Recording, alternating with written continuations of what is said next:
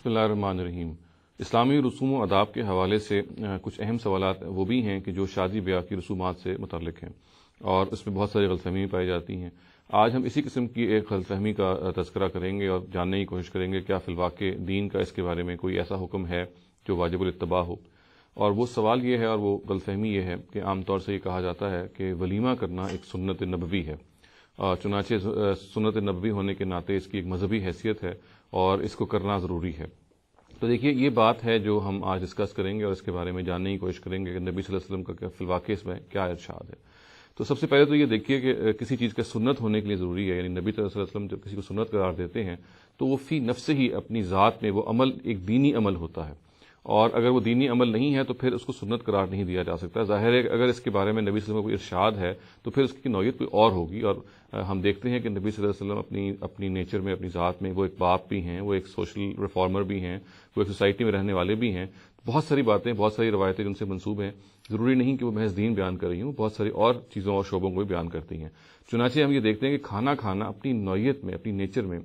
کوئی دین نہیں ہے، یعنی شادی کا کھانا کھانا کوئی مذہبی چیز نہیں ہے۔ چنانچہ یہ سنت کو سرے سے کوالیفائی ہی نہیں کرتا یہ چیز کہ ہم سنت قرار دیں۔ اب سوال یہ پیدا ہوتا ہے کہ نبی صلی اللہ علیہ وسلم سے منسوب روایات ہیں، جیسے مثال کے طور پہ یہ کہا جاتا ہے کہ عبد الرحمن ابن عوف کی جب شادی ہوئی تو نبی صلی اللہ علیہ وسلم سے جب وہ بعد میں ملے تو انہوں نے پوچھا کہ بھئی تم نے اس کا کھانا کیوں نہیں ہمیں کھلایا،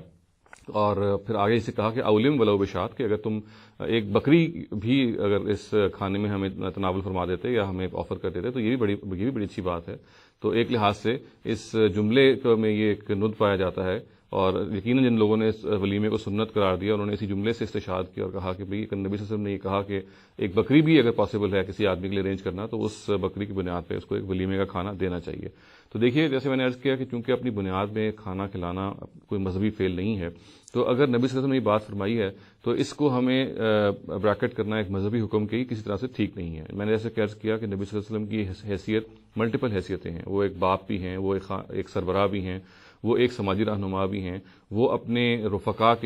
کے بھی ایک لحاظ سے سربراہ ہیں۔ تو وہ بہت ساری باتیں وہ کہتے ہیں جو سربراہ کی حیثیت سے یا ایک سوشل ایڈوائس کی حیثیت سے بھی ہوتی ہیں۔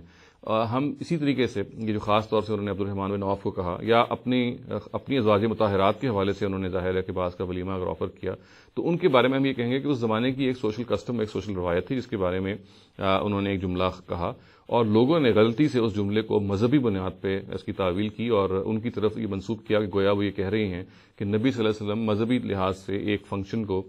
انسان کا جب وہ شادی کرتا ہے اس کا پابند کر رہے ہیں۔ تو یہ جیسے میں نے عرض کیا کہ ٹھیک نہیں ہے۔ تو خلاصہ اصل میں اس بات کا یہ ہے کہ نبی صلی اللہ علیہ وسلم کے سے منسوب جب بھی کوئی بات یا کوئی روایت میں آئے گی تو اس کے بارے میں ہم یہ دیکھیں گے کہ اس کی نوعیت کیا ہے۔ اگر تو وہ ایک مذہبی چیز ہے تو ظاہر ہے پھر وہ ایک سٹیپ ہم آگے لیں گے اور دیکھیں گے کہ کیا وہ سنت کے لیے کوالیفائی کرتا ہے، کیا جو دیگر شرائط سنت ہونے کی ہیں وہ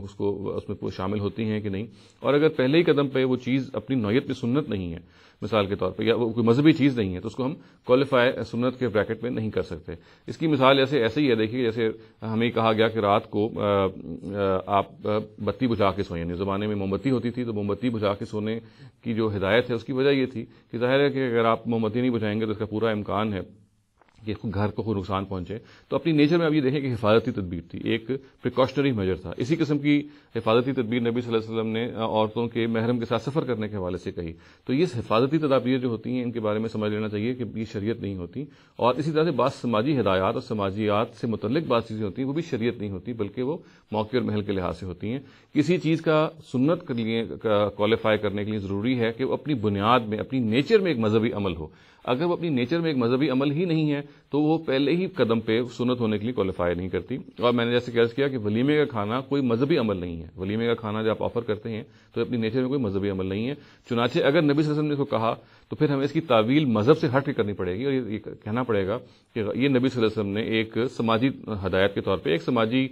کسٹم کے طور پہ اس بارے میں اپنے ایک بڑے قریبی اور بڑے بہت ہی پیارے اپنے جو ان کے صحابی تھے ان کو انہوں نے پیار سے کہا کہ بھئی آپ کو کم سے کم یہ تو چاہیے تھا کہ آپ مجھے دعوت پہ بلاتے۔ تو یہ بالکل ایک ایسا جملہ ہے جس کے اندر ایک محبت، ایک شفقت کا اظہار ہو رہا ہے اور ایک تعلق کی خاطر کا اظہار ہو رہا ہے، اور لوگوں نے غالباً اس کے محل کو نہیں سمجھا اور اس کو شریعت کا ایک مستقل حکم بنا دیا۔ اقول قولی ھذا واستغفر اللہ لی ولکم ولسائر المسلمین والمسلمات۔